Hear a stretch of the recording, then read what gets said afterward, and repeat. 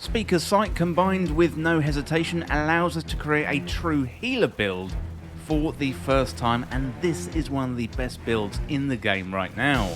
We can throw down healing turrets that provide restoration for teammates, plus we can heal on demand through the new AR that arrived with the final shape. Well, today I'm going to walk through the build in detail, the aspects, the fragments, the weapons, the mods, so you too can become the best healer Warlock in your Fireteam in Destiny 2.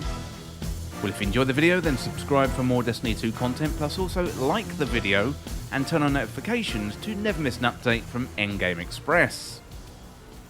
Okay, first of all, let's have a look at Speaker's Sight, as this is the centerpiece of the build, and we're going to look at how to get Speaker's Sight. So to get Speaker's Sight, there's two ways to get it. First of all, complete the Final Shape campaign on Legendary difficulty as a Warlock, and then select Speaker's Sight when you get the option for the exotics in the Lost City after you fought the Witness. Second, you can rank up with Master Rahul in the tower, you can reset his rank, and then you're going to get focusing options for the new exotic armor. Next up, let's have a look at why this build is good. So this build is all about healing, and this is as close as we've been able to get to a true healer subclass in Destiny 2. So this build is good because we'll be throwing down healing turrets through our exotic Speaker's Sight, plus healing our Fireteam with our weapons. We're going to have constant restoration, Hellions and Radiant. And if you want to support your team in battle, this is going to be the build for you. Okay, let's have a look at how to put this build together. We're going to start off with the exotic armor Speaker's Sight. As I said before, this is the basis of the build, and it comes with the perk The Lost Voice. So healing grenades spawn a restorative turret, and healing allies occasionally spawns an orb of power. Next up, the subclass, I'm going to be using Solar. So for my super, I'm using Well of Radiance. So Well was nerfed in the final shape, however it's still a good safe haven for teammates if things get tough. On that melee, I'm using Incinerator Snap, so you can snap your fingers to create a fan of burning sparks that explode and scorch targets, and this is going to work really well with our fragments, but I'll get to those in a little bit. Next up are grenades. I'm using a healing grenade. Speaker's Sight actually transforms this into a restorative turret.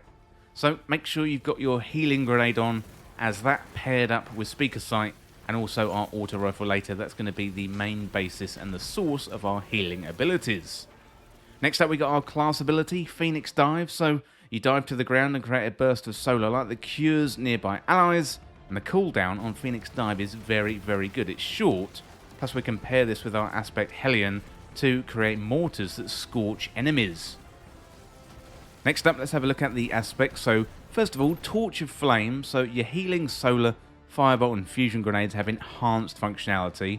So we're most interested in healing grenades, and they have a stronger cure and restoration effect. So this essentially turns your restoration ×1 into a restoration ×2, and you're going to have that almost constantly. Next up, we've got Hellion, so activating your class ability to summon a solar mortar, and it lobs flaming projectiles at distant targets, and targets damaged by the mortar are scorched. So Scorch is really important here. You want to add layers and layers of Scorch to enemies so they ignite and they explode in flames. Next up, let's have a look at the fragments. So first of all, we've got Ember of Benevolence. This one is really important and the key to the build. So applying restoration, cure, or radiant to allies increases grenade, melee, and class ability regeneration for a short duration. So we want to increase the rate of abilities, and Benevolence is going to help us with this. So we're going to be constantly providing restoration through our turrets, plus we're going to be radiant very often through our powered melee attacks, meaning fast ability regeneration almost constantly, more healing turrets, and more powered melees. Next up we got Ember of Torches, so powered melee attacks against combatants make you and your nearby allies radiant, and radiant increases the damage of all weapons by 25% for 8 seconds.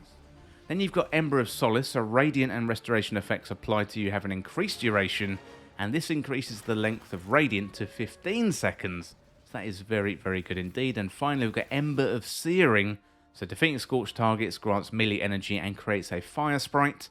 And a fire sprite is a flaming well of energy that grants 10% grenade energy, so that's really good because it means even more healing turrets. Well, next up, we've got the weapons. So I think the most important weapon in the build is the energy slot, and we're using No Hesitation. This one's a legendary energy auto rifle with a support frame, so that's a new type of weapon added to Destiny 2 with the final shape. That means it's flexible, it's got an agile frame capable of healing allies and hurting foes. So your harm targets builds up a restorative charge, and then you hip fire at allies while the weapon is charged to heal them. And this is really, really good. So two great perks for this build include Physic, so rapidly healing allies grants restoration to you and your allies, and also pair that with Circle of Life. Rapidly healing allies grants the weapon a period of increased damage, so that Physic and Circle of Life pairing, if you can get that roll, or if you can craft that roll, because No Hesitation is a craftable weapon, so make sure you get your 5 rib orders, extract the pattern, and then I would go for a Physic and Circle of Life roll. Really, really good for this build. And also, this weapon is really easy to get. All you need to do is complete the final shape campaign, and you'll get it about halfway through the campaign. I believe it's after mission 5, but you can correct me down there in the comments. The other weapons are really your choice. So I've gone with Riptide in the primary slot. This one is a stasis fusion rifle, really good for controlling the battlefield by freezing enemies. You get a nice kind of fire and ice theme to this build, so it's really, really good, and you can get that one from Shaxx. In the heavy slot, I'm using Dragon's Breath, so this one has a couple of perks, so Burn the World and High Octane. So Burn the World is where the fuel counter passively increases the longer you go without firing it to a maximum of 5 times, and you fire Dragon's Breath, empties the counter, transfers all the fuel to the rocket, and the rockets then embed themselves in struck targets, causing scorch damage. So scorch damage, that works really, really well with the build, and it leaves fuel pools around the target and inflicts scorch damage to anyone standing in them, so it's really, really good. And you've got High Octane as well, so with this intrinsic, nearby ignitions instantly refill your Dragon's Breath with 2 fuel, and when the fuel fully refills, it reloads itself. So really, really good, and I think you can get this one from the Monument to Lost Lights in the tower. Well, let's have a look at the armor mods. We've got Harmonic Siphon, so rapid solar weapon final blows create an orb of power. We've got Impact Induction, so causing damage with a powered melee attack reduces your grenade cooldown. We've got Focusing Strike, so grants class ability energy when you cause damage with a powered melee attack. We've got Recuperation, so that replenishes your health each time you pick up an orb of power. We've also got Better Already, so your health begins to regenerate immediately after picking up an orb of power. So you can see here we're building into orbs, which is very, very useful indeed. We've got the Solar Weapons Surge. That's going to give your solar weapons a small bonus to the damage there when you've got an armor charge. Also, Reaper, so shortly after using your class ability, your next weapon final blow spawns an orb of power, so Reaper, that is going to work really, really well with the other mods there. Powerful Attraction, so automatically collect orbs of power, and also I think they bring those fire sprites into you as well. So that is very, very good, and that is when you activate your class ability. And finally, we've got Bomber, so that reduces the grenade cooldown when you're using your class ability. We're going to be using our class ability a whole load. Also, reducing the grenade cooldown is very, very good, because we're going to be throwing out more healing turrets. Well, that's the mods, but let's have a look at the gameplay loop. So basically, if you drill it down, our Warlocks have almost constant abilities through Ember of Benevolence. You can throw down healing turrets, you want to melee for Radiant, and then you want to use the class ability for Hellions, and you want to apply Scorch stacks. Also, apply Scorch with your weapons too. You can either use Dragon's Breath, or you can use weapons with Incandescent. It really is up to you. And also, we can support our fire team with healing turrets. We can support our team with our weapon as well. No Hesitation. And this is a fantastic healing build. And you're going to go down as the MVP of your fire team. Well, let me know in the comments what you think about the build and share yours in the comments. Plus, also let me know if you've got any improvements. Well, that is it for this look at how to get Speaker Sight and also a Warlock healer build in Destiny 2. As always, thank you so much for watching or for listening. Don't forget you can hit that subscribe button down below for even more Destiny 2 content here on Endgame Express. You can also like the video and share the video too. That would really, really help me out here on the channel. Well, thanks again. I'll see you soon. Well, thank you for watching that video, and today I'd like to talk about Endgame Express Backstage, the home of exclusive content for fans of Endgame Express. To join, simply join up through Patreon or the YouTube membership. You get early access and exclusive content, shout-outs in the videos, access to live streams, plus also access to our exclusive In-Game Express Backstage Community Discord. Well, here's some more information about the tiers. So in Tier 1, that is $2.99 a month, you get access to our community Discord and also early access to content. In Tier 2, that is $4.99 and you get shoutouts in the credits of videos, and also you get access to community polls and help shape the content.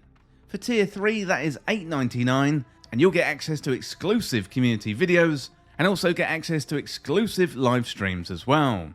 Well, the core content on In-Game Express is always going to be free, but if you want to go above and beyond and support In-Game Express, then all you need to do is get access to In-Game Express Backstage today through Patreon or YouTube membership.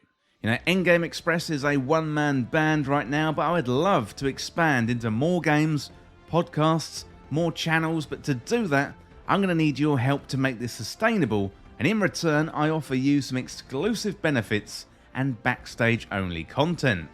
Well, if you enjoy In-Game Express, then consider In-Game Express Backstage today. You can hit that membership button right down below, or you can find us on the Patreon links, and you'll find those links in the description.